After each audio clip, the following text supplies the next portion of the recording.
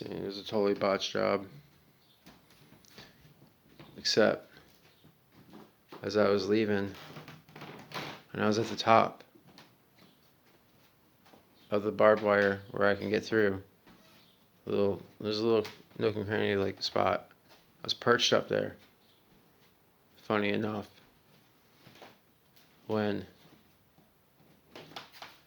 someone who worked there happened to pull up at the back, looking all, "I've got you now." No, I had her.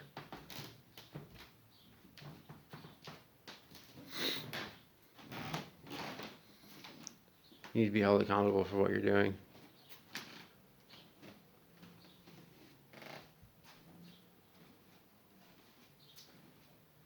There's no justice yet, and I don't know if there can never be justice for this, because it's not just this one.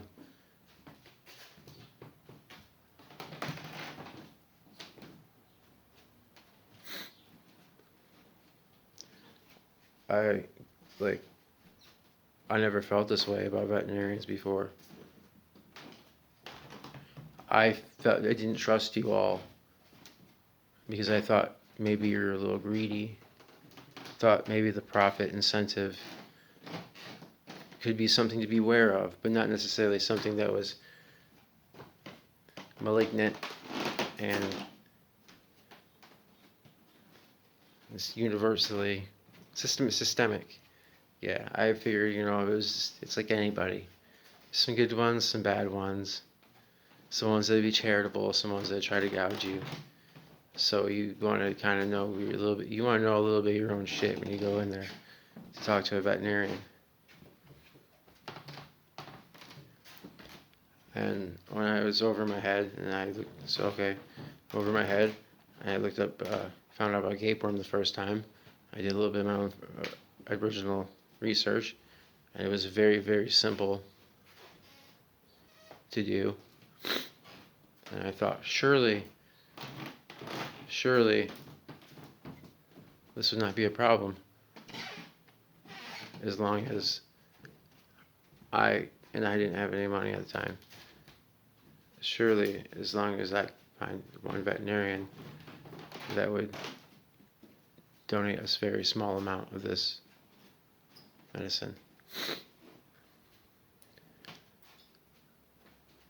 No, it's not even about donating or even if I could afford it, I'm losing like $160, $170 a day because I have work I'm not working out. I could be at work. I could be throwing you fuck tons of money to save his life, and you fucking wouldn't. Because the factory farming business, the pet ownership business, I don't know what to call it yet.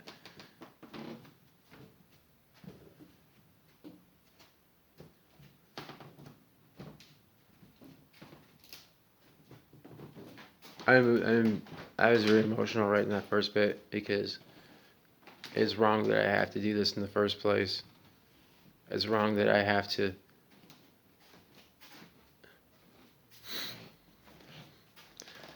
try to find out what it is that I need to do as time's ticking down as it is.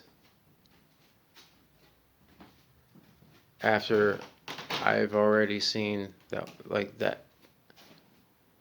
after the first, the nest that had 4 in it, the smallest runt had died. And the next day I had 3 of them. And I called all over, nothing. That was actually when I had no money. And one by one, after the first one, I died in my hands. The others did as well. It was the last one when I found the ripped up 50. and I called again because I had something this time. Yeah, when I had no money, I was told by the place I visited, called the Humane Society.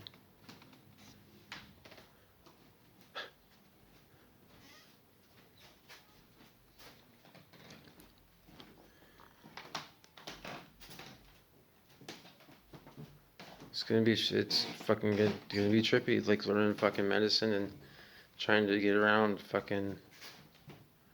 I don't know how to synthesize anti-parasitic. I'm looking into it. I was looking into, like some drugs they attack the sort of wax shell. Some drugs do something with the sodium chloride channels for their nervous system, which is kind of what I'm hoping this will fuck with. Will fuck them up. Yeah, I hear the clicking. He's strong. I'm feeding him good. I'm feeding him the best. I'm trying to get better too.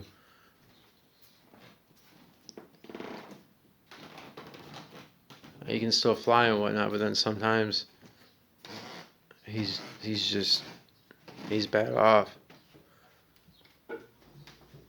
And I know that they're replicating and they're crawling up. And crawling up, I mean, they're moving into spaces between each other that weren't previously occupied.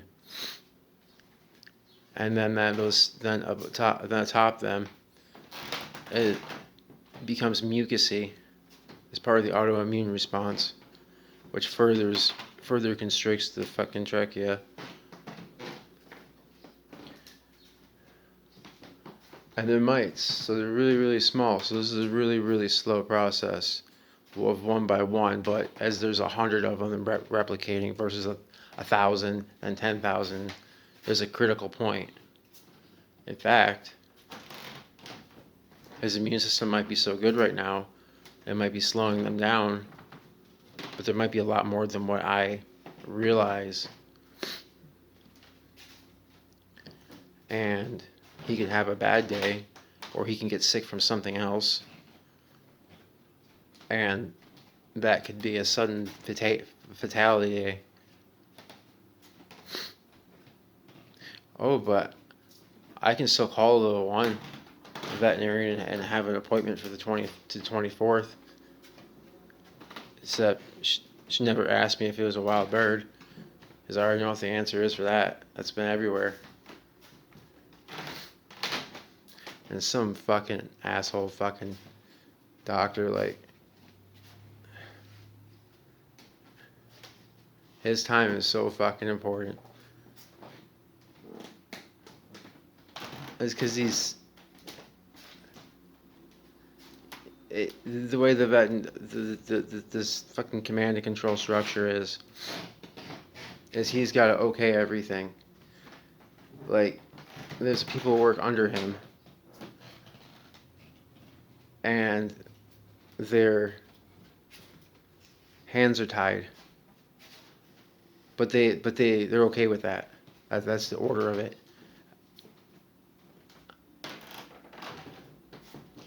His main job is to be the big shot who gets to say, like, basically, when it comes down to this, when it's this fucking obvious, like, who gets to live and who gets to die. But it's the language when you're doing the research. It's all poultry. It's all about saving the poultry, all about saving the consumer. Yeah. They call patients consumers now. You're no longer the patient. You're the consumer of medical services.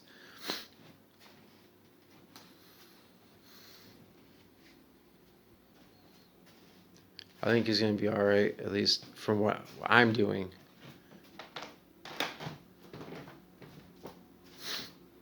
but I don't know if it's going to be the right thing to save them.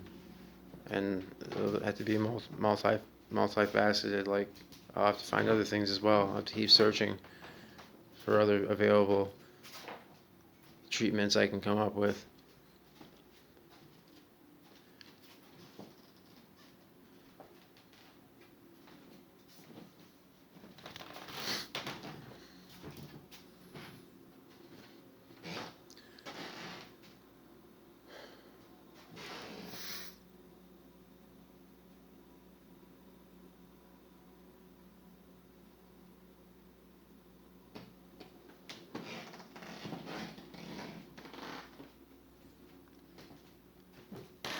My goal for him is that he gets to finish growing up and he gets his voice completely back, and then he gets to start singing, and then one day he can fly off and do what the fuck he wants. But I also know that the bird population of wild birds is in massive decline, and I know that it's likely the birds he is going to come across will have these sort of massive issues of pestilence that are pumped up by the farming industry. But I don't know, it doesn't matter, I guess. As long as he gets free to get to do what the fuck he wants. As long as he gets strong enough to that point to grow up and shit. So I guess it's time to roll the dice.